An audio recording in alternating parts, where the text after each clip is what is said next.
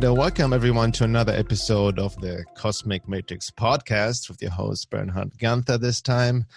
And today I have a very special guest, astrologer Michael Lutin. And Michael and I have known each other already for over 10 years. And I've got my first reading from him before my Uranus opposition. And we've stayed in contact ever since because Michael is aware of many, many other things from a very much deeper perspective and has a very unique approach to astrology as well, which I very appreciate.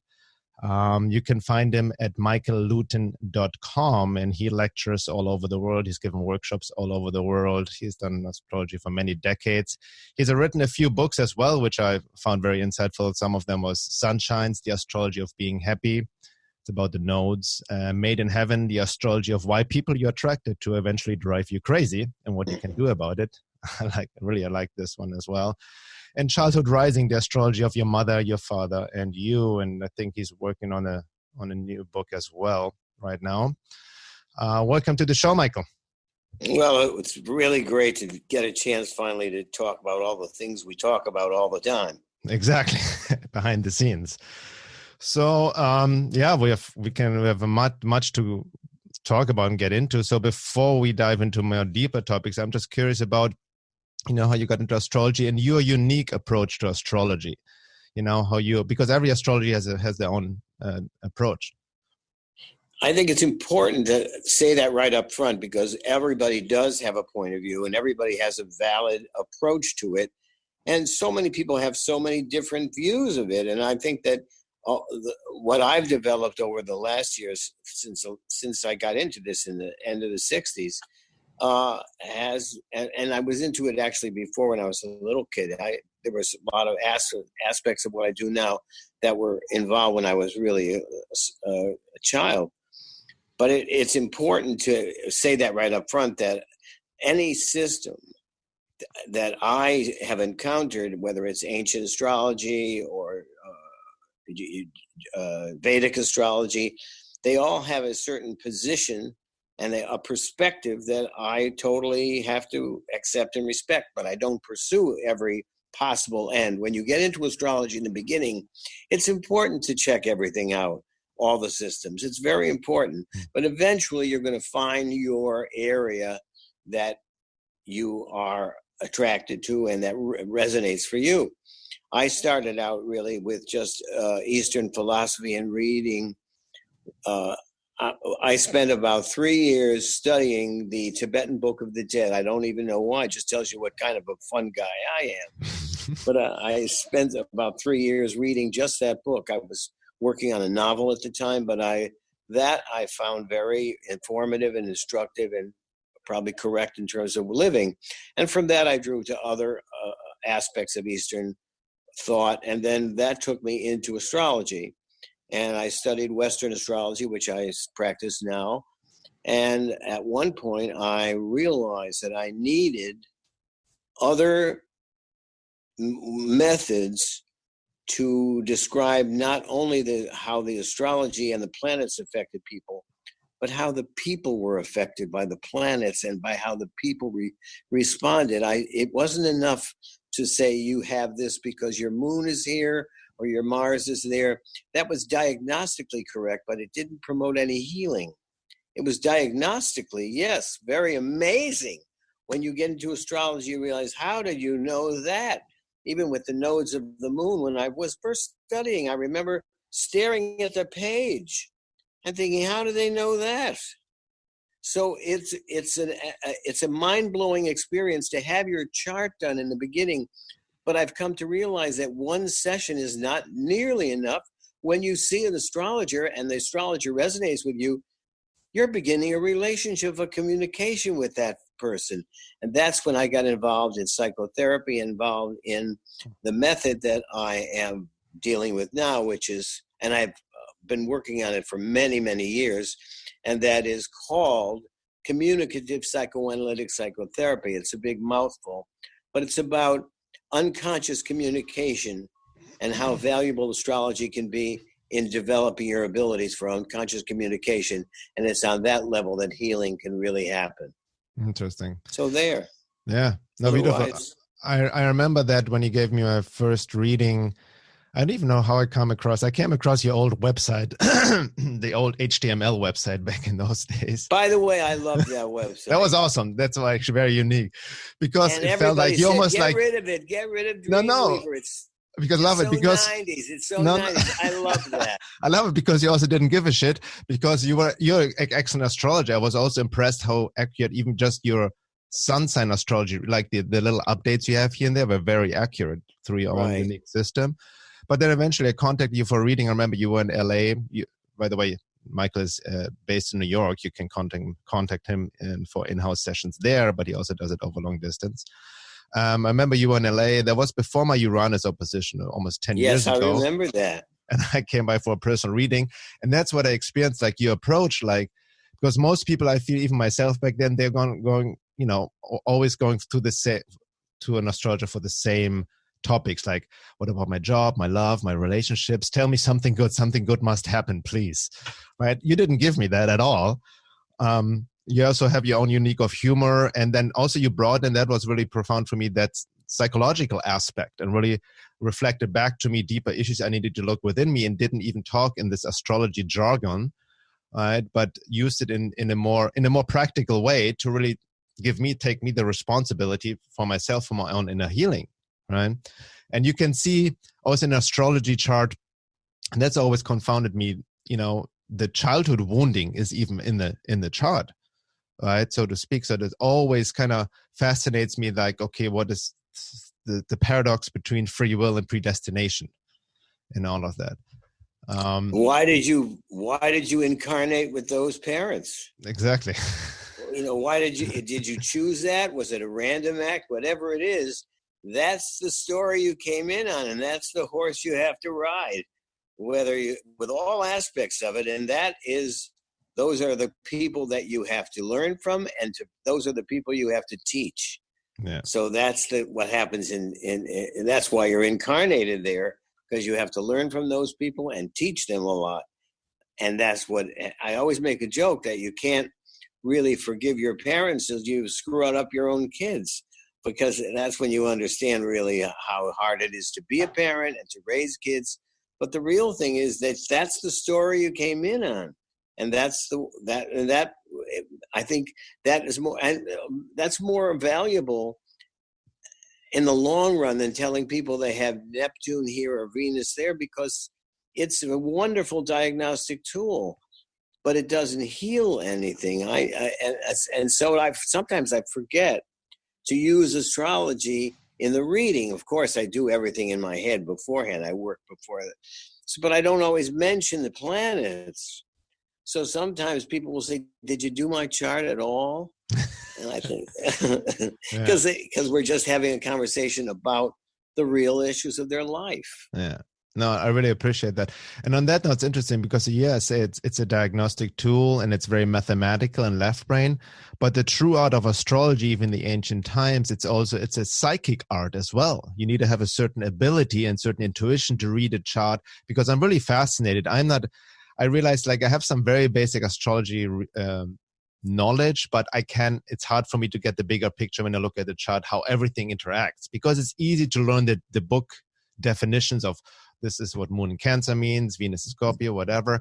But to see how it all functions together goes beyond the logical mind, right? Every horoscope has a mystery, like a murder mystery, but not a murder mystery. It's like a mystery.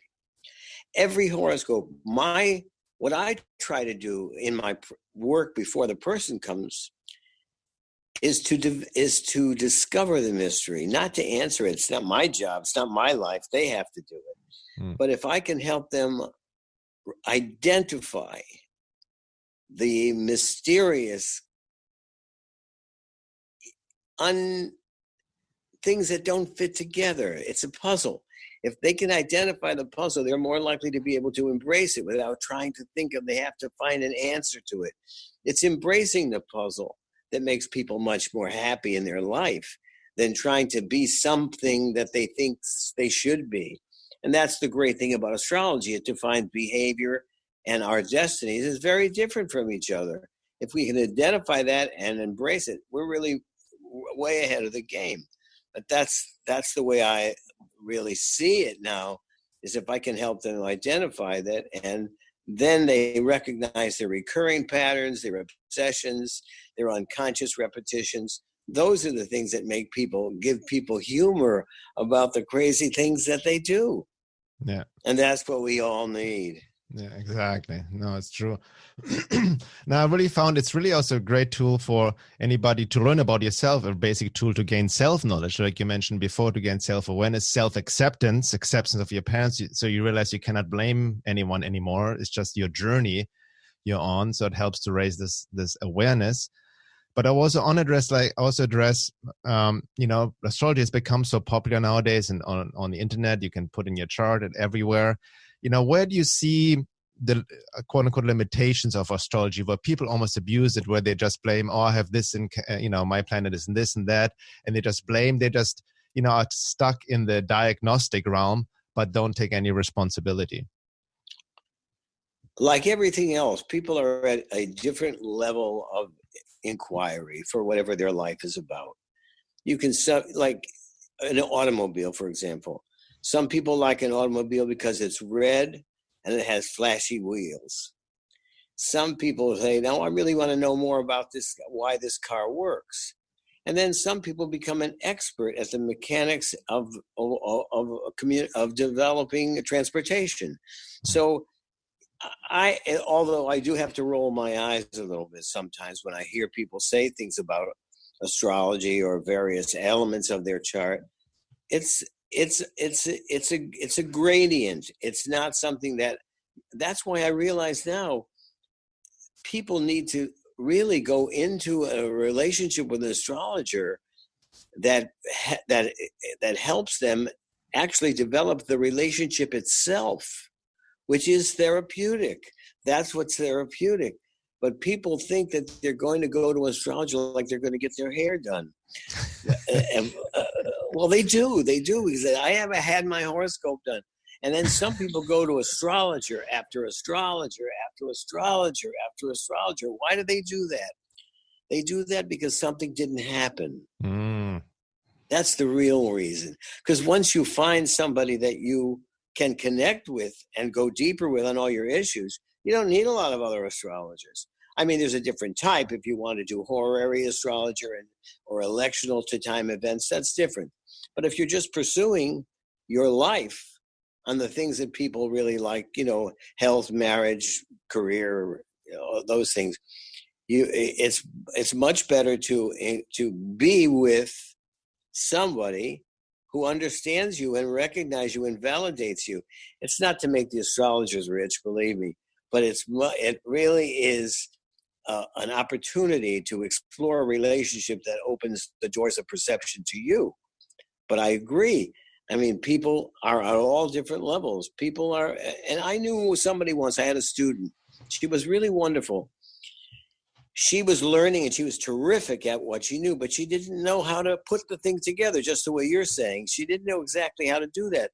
So what she would do, if somebody would call her, because they knew at work she was, for her job that she was doing astrology, what she used to do is look up all of the aspects of the person that she calculated and put little notes in the book and put little pieces of paper in the areas of the book that explained it. And when the person came, she would open the book and read all those things to them. She was embarrassed to admit that to me, but I thought, why not? You're showing people what you know, and you're not trying to tell them you know more than you know. I thought that was a wonderful way to open your friends and relatives to astrology in a way that you were familiar. I decided to go as deeply as I could in it. And, so I had to develop a different aspect of communication and interpretation. That's interesting. That reminds me, what do you feel of when we talk about the limitation of astrology, that is a system that you cannot maybe possibly see everything in one person, just in one chart, because we are, what I say, multidimensional beings. There's so much happening, right? Even maybe beyond the planets. But also in terms of what I call level of being, level of awareness, or your spiritual evolution, that some affected more mechanically by the planets. And there's a notion of, you study various occult teachings or esoteric spiritual teachings that you're able to transcend your natal chart to a degree, so the transits don't have an effect on you, like for the mass, like compared to the masses, for example. Have you noticed that at all? You've just said so much in that one little minute. I try to keep up with you, but sometimes it's hard because in 3 sentences you could be way out there, and I'm trying to catch up with you. But I will say that this is what I believe. Mm-hmm. First of all, as new planets are discovered, new dimensions of consciousness rise to the surface. So now we have Haumea, we have Makemake, we have Sedna, we have Eris. Something is happening to consciousness in the last 20 years as these planets are being acknowledged. Plus, extrasolar planets are being discovered. That brings our consciousness, that stretches our consciousness even further. So the more we are products of incarnation. So the more planets that are discovered, the more we have to raise our level of behavior to meet those specifications. That's not to say that it's not very difficult, because when planets are first discovered, behavior is exhibited probably on the lowest level. And as you say, the goal is to raise yourself and to educate yourself so that you don't become somebody else. You're incarnated. That's the deal. But you can raise the level of interpretation of each of your planets and positions so that you become a higher being no matter what sign you are. And that's so that it's not so much becoming something else, but becoming a perfection. Well, it's actually it's actually not a thing you can reach. It's something you're drawn to, and so you're becoming something which is the epitome of your chart and rising above the chart itself. But you have and rise, and therefore you can become more aware of all the outer planets at the same time, which changes your behavior from the normal perception. So I think you said so much in that place. I don't know how to even answer it, because I think the planets also are affecting the endocrinological system. They're actually sending messages, some sort of chemical message that the pituitary complex is picking up and sending back. So it's a two-way street between us and the planets. I bet if everybody in the whole world got up one morning and stayed in bed and didn't get up, if everybody stayed in bed, if everything would stop moving. All right. Yeah. But that also reminds me, like all these transits, they're generally happening. I remember you mentioned a transit, something that happened on Facebook. You mentioned this last weekend, some very, difficult Mars opposition. You talked about it on Saturday, I think. But I feel like in that notion as well, these transits also affect everybody differently, depending also first on the natal chart, and secondly, how much work you have already done within yourself. Right? That's correct. That's really what it comes down to. Yeah, exactly. I think that is true. That even though you're going to go through that, it's like going through the knothole in a fence. When those aspects happen, like the Mars-Saturn was unusually strong last weekend because Mars is weak in Libra and Saturn is strong in Capricorn. So it was a David and Goliath kind of thing, that eventually David will return and Mars will regain strength and come back. But it was a punch, and everybody got the punch. But as you say, if you have been working very hard toward understanding the vibrations and the purpose of them, you're not going to feel as victimized by that punch. Yeah. You'll see that there's justice in every moment, as hard as it is to sometimes see. But I think that you're quite right. I think that's why we even bother. Why would we even bother to know any of this stuff if there wasn't a purpose behind it? Exactly. That also want to know the listeners, let them know who is new to astrology, or in general, basically that there are no such thing as good or bad transits or good or bad natal chart, right? It's so subjective. We don't even our events in our everyday life just even in the moment something bad happens, but it actually quote unquote leads to something better. I get stuck in this black and white thinking, and Laura, my wife, makes fun of it. Even when I look at astrology, like I feel, any square is bad and only trines are good. So I so again, not seeing the bigger picture. But again, like it there's all the exalted manifestations or the lower manifestations, and it's a whole range, like the range of consciousness, how it can manifest for each individual, right? I think that's exactly what I always thought. Trines are good, squares are bad. But in a calamity, you want the people with squares around you. You don't want the people with trines around you in a calamitous situation, because they're all standing on a chair because they saw a mouse. But it's the people with all the squares that know where to get the water, where to bury the dead, it's the people with the squares that come alive, even though they're always screaming for rest and peace. All I want is peace and quiet. They couldn't stand it. And the thing is, it's the people with all the squares that do this. They're the ones, the doers in a situation where crisis is happening. Call out the people with the squares, because they're going to know where the food is. Yeah, good point. Yeah.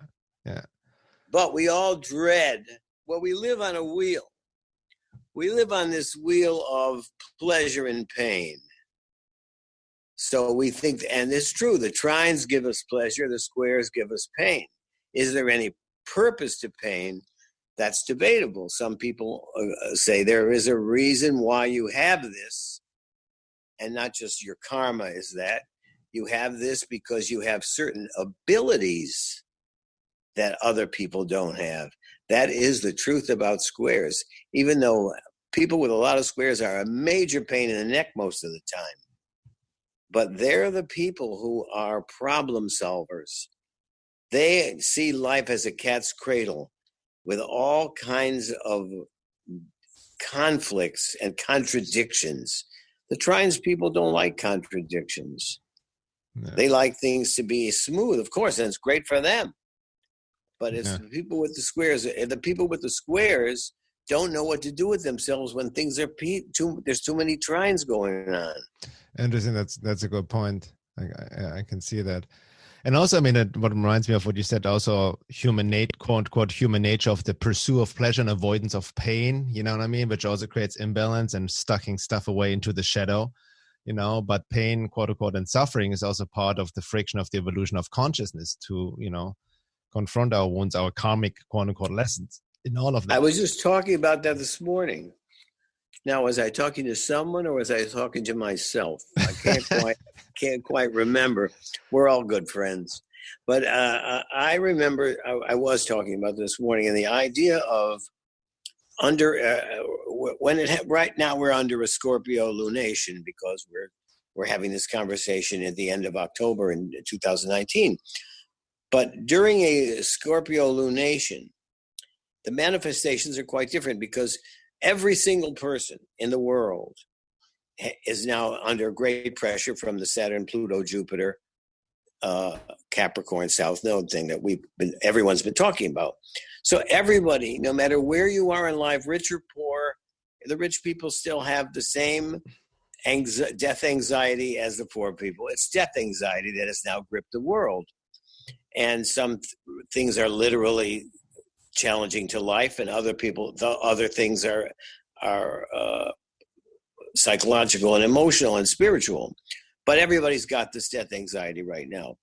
And when the pressures get so much, like now, when the earthly worries are so great, practical things, under a Scorpio lunation, it's very easy to turn to the pursuit of obsessive fantasies as a distraction from it. And it works for a while. It tastes great, it feels great, but then you have to come back to reality. So no matter so that as you say, as you've been saying, that everything depends on everything else. So right now there's a great deal of pressure that cannot be escaped. But under a Scorpio lunation, you can slide under the fence and come back before dawn, because there is the issue of finding a distraction and a way to release the tension caused by stress and worry. And Scorpio Taurus is a way to do that. So people do it through food and eating, but it keeps us all alive. It keeps us all alive so that we don't give up hope, and that we don't give up in a time when we think we're defeated. Because you know what? When I look in that chart, and I look, and sometimes I have seen charts that I think in my office, I think, geez, could I cope with this? This guy's got to deal with this. Could I cope with this? The thing is, I make it my business to make sure that there are options. That everything that I see, it may not be pleasant, and people know me. They know I'm not always pleasant. But there are always options. You are given that chart to be an inspiration to other people, as also to be inspired by them. So my goal is to help people see what's really happening, show them everything that I can show them, and help them become better at what they do and what they want in life. And keep them laughing while they're doing it. Yeah, also like it helps with astrology. Even if you look at the natal chart, it shows you how everybody's such a unique individual, and the true self is almost buried there. But we just so then get conditioned, wounded, official culture, society, entertainment. It gets all clouded, but deep inside, you see it in the chart. There's the true self, the true purpose of the soul, so to speak. Right? Nobody's boring. Yeah. Nobody is boring. And the thing is, people have said to me, well, I'm boring. I'm just a normal person. Oh, really? Everybody has a side to them that is an abstract expressionist painting. Some people are figurative, and it's easy to see what makes them happy. By the way, that's exactly what, remember when you gave me the reading 10 years ago. So when you looked at my chart, you said it looks like a Pollock painting. It was. Because it is quite, spread out. It was, because when you first look at it, you think, just some charts, like your chart, when you look at a chart, you think, what the hell is this supposed to be? And then I think to myself, well, if I can't figure it out, neither can he. So we'll just have to work on it together. But sometimes it is like an abstract painting, and just like you go to a museum and some people would say, what the hell is that? My kid could do that. And when you look at a chart that you think your kid could do, that's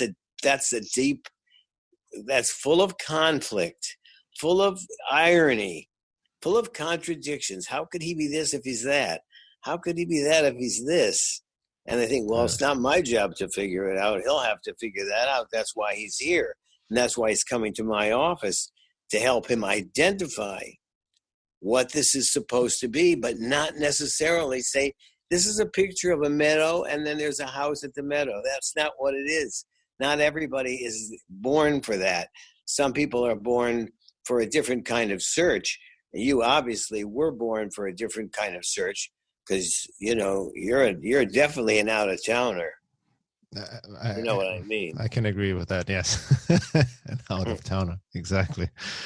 But it's very true. No, that's it's also about these inner. I can see myself these contradictions, all these different eyes. Who am I truly?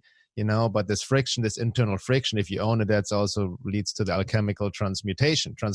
I remember you gave me, remember the reading, and it was just a few years before my Uranus opposition. You even said you didn't make specific prediction, but something like really profound. This area may happen. Boom, and it did happen. Had no idea. What I'm doing now, I didn't consciously plan 10 years ago. Things like that. And how it has developed, and there were a bit difficult lessons, devastating relationship-wise and all of that. But it was almost like necessary karmic lesson to really come to a place of self-empowerment, more connected to my true self. So that's what I meant. Sometimes these devastating experiences, like death experiences, are like in the moment they suck. Like, I don't want to experience this. But you go through this and you realize, oh, this was a necessary initiation, So on that note, let's jump into the topic you just mentioned. Everybody's talking about the Saturn-Pluto conjunction in 2020 coming up, and I read so many astrologers, people are afraid of it, whatever, threaten it. People see it as talk about it from all different levels. the individual, the political, the global, the spiritual? Are we going to awaken? Are the aliens going to come? Will they make this control system take more grab of us? What do you see happening? All those nice things. But I will say this. Every sentient being is now being assailed to raise their consciousness or die. Or I should say raise their consciousness and die. Because, of course, there will be many literal death and many goodbyes. And he said, that's not necessarily what I mean. It's dying to a whole set of realities in philosophy, in government, in religion. This is wild what's happening. But it's happening, and it makes us ask, what is sentience? I looked it up in all these books. Sentient beings are those beings that are in traditional definition. Sentient beings are beings that can respond subjectively to external stimuli and can solve problems that come up. But I think sentient beings are everywhere, different levels. There was recently a story about a family that was on vacation. I think it was California. I think it was. But they were walking along the shore and they found a little, I think it was a small young one, octopus stuck in the sand as the tide was going out. So they stopped and they dug around it and they liberated the octopus from the sand, and so it could go back into the water. The next morning, they were walking along the same beach, and lo and behold, that little octopus came close to the shore, but stayed in the water and followed them all the way down the beach. And it lasted for a few days more while they were in California, wherever they were. That's gratitude, obviously, being shown. The thing followed them for a while. So you see there is many, many wonderful stories on the net now. I forget the name of the YouTube, but of animals that are responding to other animals as well as human beings. I think I saw a hippopotamus. I think it was a hippo. I can't remember now. Helping a little duckling up a step so it could follow the mother and the other little ducks. First, you thought it was just going to swallow it, but it didn't. It helped it. It helped this little duckling move. So there is a movement afoot, a rise in consciousness, not only land grabbing and killing people. That's not the only thing that's happening. There also was a rise in sentience and the sensitivity to other living beings. That's also happening. We get caught up in the Saturn-Pluto because the Saturn-Pluto is a bitch in the sense that it is a very tough thing to face. Those of us who were alive in 1983, we did it. It wasn't easy, but we did it. This is an especially difficult one because the whole paradigm of what it means to be alive and human on Earth is changing. With the arrival of AI and robots and Alexa and all those things. I was at my nephew's house several months ago in San Diego, and he has Alexa, and it was in the other room. So I said to him, "Does Alexa know everything?" And from the other room, I heard Alexa say, "I don't know everything, but I know some things." Wow.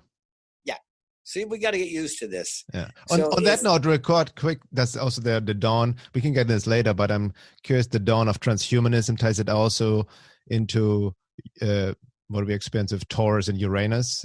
Uranus and Taurus. I mean, does that tie into transhumanism? I think it's an absolute quantum leap happening at the same time that Haumea and Makemake and Sedna and Eris are being entered into the horoscopes. We don't know exactly what they mean, but that's how people felt about Pluto. The more planets that are discovered, especially now extrasolar planets, we don't even know what horoscope they fit in. We don't even know whether they have a zodiac. So it just almost resembles also the the quote unquote discovery of new planets expanding also our expanding consciousness. So the planets not only affect us, they also reflect us where we're at, right? In the sense, right? They help to define new challenges for the human experience. So, am I going to have a robot in the house? Probably eventually. I've got, if I've got a washing machine, I got a robot in the house. Your toaster is your first robot. Isn't it? I mean, the toaster is your first robot. You say, you put the thing in, you say, make toast, and it makes toast. That's what I told my physics teacher in high school. He said, what is it? Why does a toaster make toast? I said, it's got to be witchcraft or something like that, because you put toast in and then you put bread in and toast turns into toast. That's got to be magic, because magic is what human beings don't understand. And as we expand our consciousness, we can see that there's a reason and ability, and there are human sides and there are non-human sides. And that's what we're facing now, the fact of the challenge of being able to have to relate to non-humans. That's one thing, and in terms of the other out-of-towners we're talking about.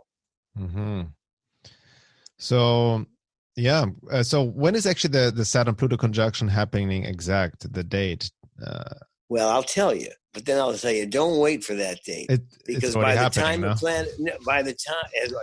by the time it's exact, it's over. It's like we have a bus driver here in New York. He reminds me of the Saturn-Pluto, because he doesn't tell you the name of the street until the bus is pulling away from the street. And he says, that was 79th Street. And I think, this is the Saturn-Pluto, because by the time it comes, it's over. The thing is that January 12th is supposed to be the exact thing, the exact moment of it. But then there's the Jupiter-Saturn that's going to be all year in 2020. So it's a gradient. It's asymptotic. It's not something that is. People say this is what people want in prediction. When does it happen? How long does it last? Is it good for me? Exactly. That's it, right? Yeah. So you could actually be really cosmic and just say to everybody in the first 5 minutes, well, you're going to die. Not immediately, but eventually. That's all there is to it. So you can look at things in a very dismal way that way and say, well, what am I bothering for? But the thing is that everything that happens is developing your ability to cope with it and to become wise and inspiring to other people, and to also inspire yourself. But the Saturn-Pluto, January 12th, it's supposed to be over. But it's not like a heat wave that we say, oh, yeah, that was terrible. That was 5 days of over 40 degrees. It's not like that. It's by the time it happens, you have been changed. You're cooked. Okay. So that's also, even with these transits, especially the slow moving planets, you feel it's already coming. It's like, it's not like, a moon, whatever transit you feel for a day or a few hours and then it's over, gone. It's like you said, it's the build up, and then it will also, the after effects after you mentioned it's you already changed, and then you got to deal with that. You got to deal with that. And the thing is, then you say the moon thing, what about your birth process? The birth process is, I think, one of the great challenges of life. It's your first goodbye to your mother. It's the birth process, what the moon did during the labor and afterwards. If you were born through labor, that's an emotional tone for the rest of your life. Yeah, because it's your first encounter with death.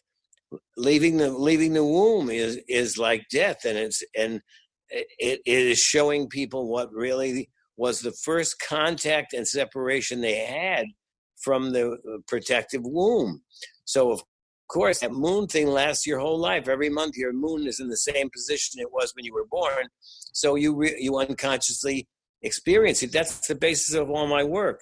The earlier that the transits happen, the more deeply embedded they are in the unconscious, and the less likely they are to get through cognitive therapy. You can't reach them.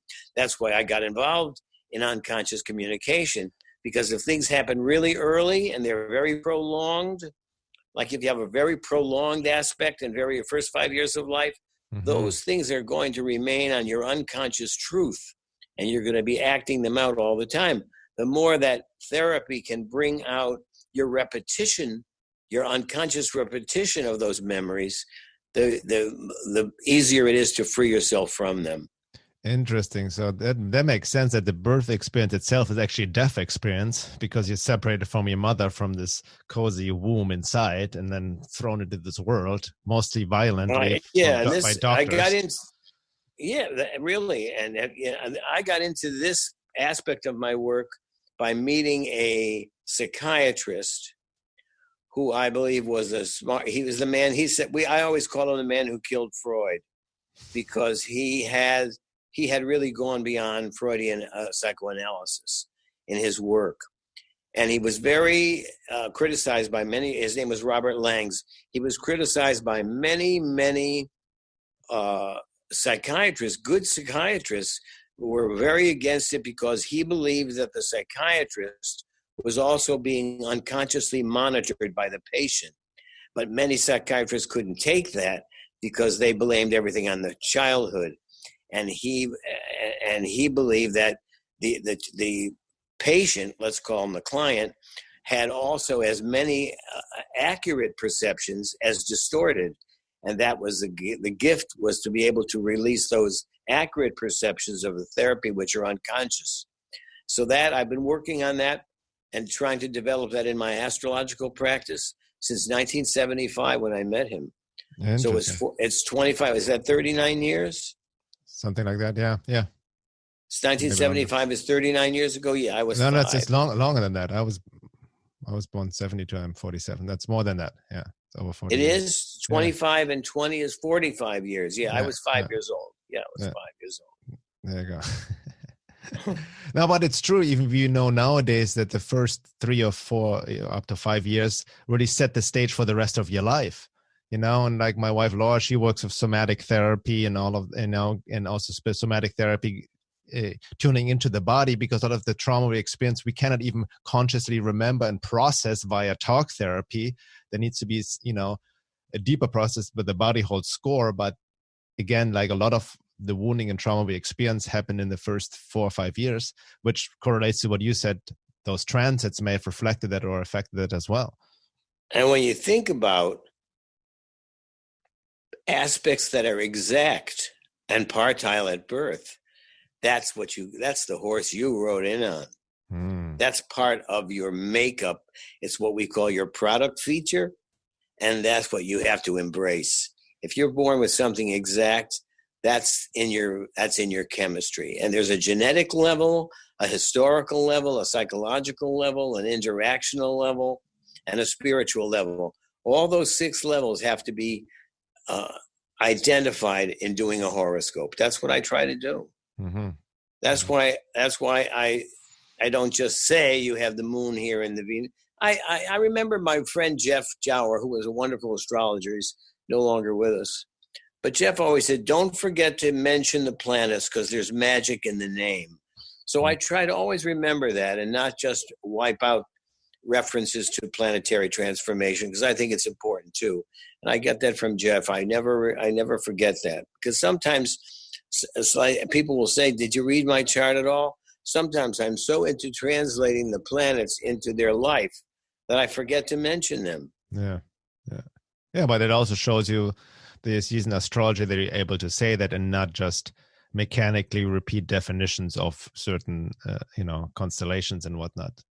But I did that in my earlier years. I used to put the chart up on the wall. I used to make huge charts and put them on the wall, and then there would be 2 seats. We would sit comfortably staring at the chart, and I would read the chart to the persons. I thought that's how I started out. And they were very good for what they were, and they were defining and diagnosing what behavior I saw. Mm-hmm. But the thing was, I lost a client to suicide in the early 70s. And I didn't recognize the signs because I was too into Saturn and Mars.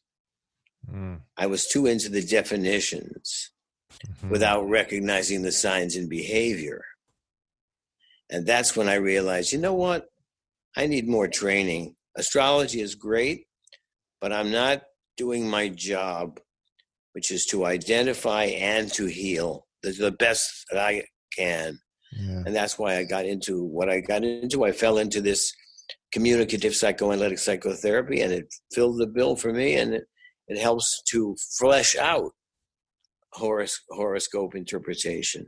So that's interesting, because you mentioned at the beginning that you looked at different systems. Did you look a little bit into Vedic astrology? I've never gotten a Vedic astrology reading. My wife has, but it's very predictive. They even predict your death and all of that. But Western astrology is not that predictive, right? That's the... But people want predictions. Exactly. They want predictions because they'll say, you'll go through a whole wonderful reading about their karma and their path and everything. And then they'll say, what do you see for January? Because people think that that's what astrology is. And they'll say, what about that earthquake? Did you predict it? If you didn't predict it, what's the use of astrology? They don't really see that, but you have to include the ability that you are climbing up to the top of the tree and you're looking to the edge of the forest. Mm-hmm. You have to show them that that's possible without giving all the power to the future, because then it makes people think they'll just wait for the thing to happen. And but you can't. They're also probability. It's just probabilities in the sense, right? Because it's probabilities. The future, unless they could all be true, maybe. Yeah. In a quantum universe, we're happy. Yeah.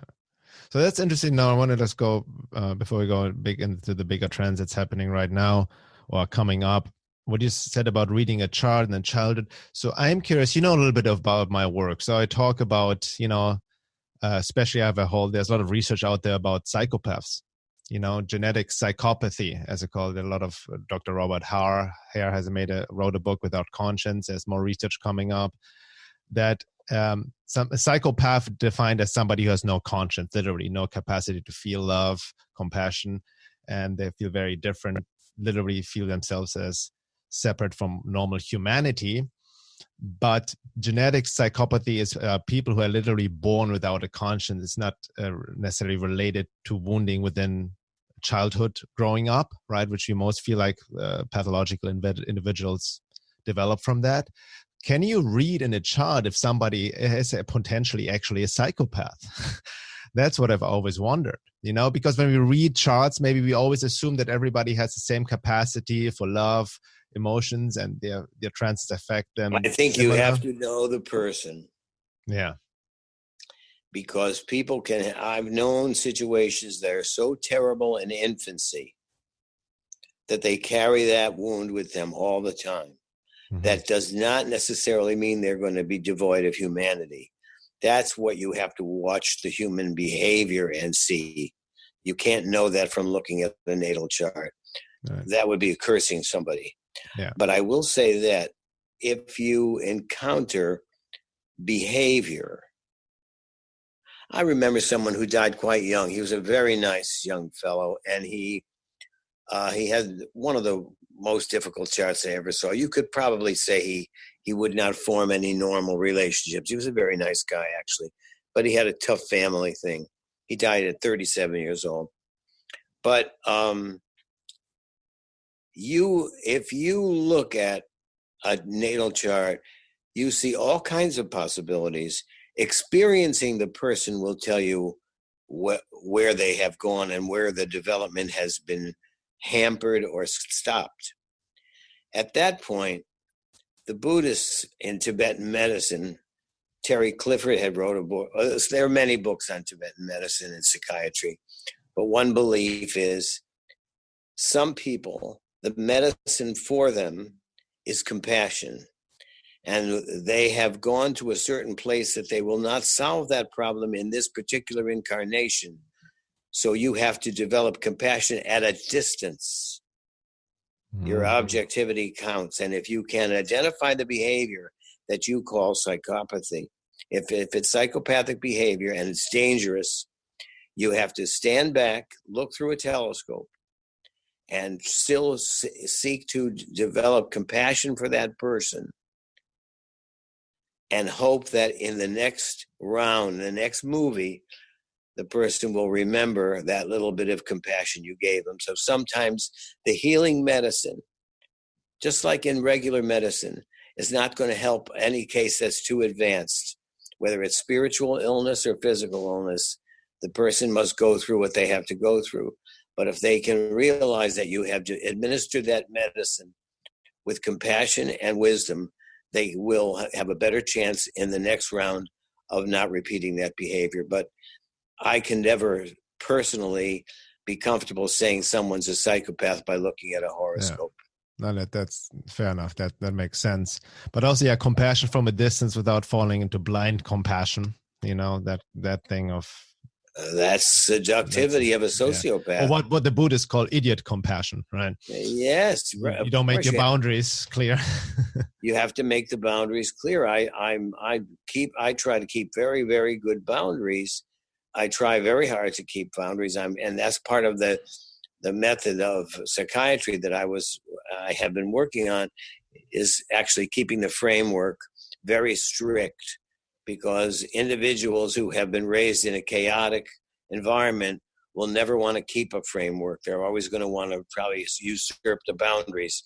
Mm-hmm. So being very conscious of what those boundaries are is vital in terms of proper therapeutic connection. Mm-hmm. But that's true. There's compassion and there's compassion. There are people that I can't feel compassion for. There are a couple of cases, not my personal clients, but certain criminals that have done things that I think I can't get it. I just can't get it. But mostly that I feel sorry for people who've been in positions of great power and wealth and fame and love and destroy everything. What's happening right now in the world is that you have a usurping of power.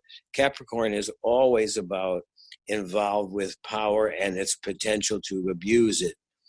And it always in the world involves what they call eminent domain. Do you know what that term is? No, what does it mean? It means that the government can take your property because they're going to build a highway through your house. Yeah. I think that's what's happening right now, and we can get into this deep in the second hour. But with all the fires in Northern California, that's what Columbus did. Columbus got here and said to the natives, "Wow, this place is beautiful. Get out."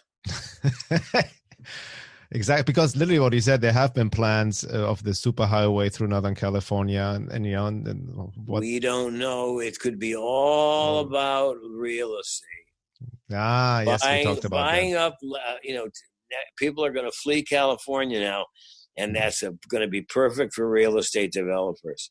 Mm-hmm. It could be that. Could be that. I'm not saying it is. Could be anything, but Capricorn is always about living on the edge of the danger of usurping the power. I wish I could show you this picture, but I don't see how I could do it on this thing. There's a picture that I will show you when we finish at the end. So I'll show you this picture of what I see Saturn and Capricorn being about. It's about being on the edge of destruction and being very high up in power at the same time. And that's been a history of going on, but we've never had something as strong as this Saturn in our lifetime, certainly, of Saturn, Pluto, Jupiter, Saturn, Pluto on their own south nodes. And Mars is going to, of course, be there too. We haven't had that particular. We've lived through Saturn, Pluto. 9/11, I think, was Saturn opposition Pluto. And 1983, 82, 83 was a conjunction at 29 Libra. So we've lived, and 1948, the beginning of Israel, which was Saturn, Pluto in Leo. So Israel will be in anytime a planetary configuration repeats itself, you have the issues come up again. So now this will be a big issue in terms of Israel and Palestine coming back up, because it was 1948 that they conjoined each other before. And I think they conjoined each other in 1985 during the AIDS epidemic. I think they also did. Or it was hovering right near there, because it took place in 83, but it was hovering in Scorpio with the South Node for a long time during the AIDS epidemic. Interesting. Yeah, so we are at the end of the first hour. There's a lot more to You're kidding. talk. It goes fast. We just started. We just started, but I'm looking forward in the second hour. Definitely want to go deep into what you just said. Definitely let's look deep into Saturn-Pluto conjunction, Capricorn. That also relates to what's happening, the South Node in Capricorn, the North Node in Cancer, right? And maybe I would like to look what you also, I know you're very good at an expertise in the astrology of the US and what's happening there, the natal chart and how it's affecting the US. Yes. And I definitely want to get into what you call the occultation of Saturn-Pluto and what does it mean in the bigger picture. And, my work, I know your work, I want to look deeper into the so-called, New World Order, what's happening there in light of astrology. And also with regards to the topic of all topics, we hinted at the otherworldly, UFOs, alien contact, disclosure possible in light of astrology. And all of that. Disclosure happened in July of 1947. Okay. I know what you're hinting at. That was disclosure then, and the end of the world as we know it ended in 1945 with Hiroshima. Mm-hmm. Yeah, I can see that. But let's go deep into that in the second hour, and then we'll solve everything. And then and there won't be anything to do. What are we going to do after? Excellent, Michael. Thank you so much. And again, the second hour is for members of Piercing the Veil of Reality. If you haven't signed up yet, go to my website, veilofreality.com. You can sign up there for the second hour and also have access to the membership forum. And again, Michael Lutin, he's reachable at his website, michaellutin.com. He's also a great Facebook page. And he has also really appreciate you give a lot of updates of current events, current transits, and how it affects. Very insightful, very inspirational, and also want to thank you. You have helped me a lot in my own life as well. Most often being able to laugh about myself, that helps a lot. Not taking yourself too serious. Very important in this day and age.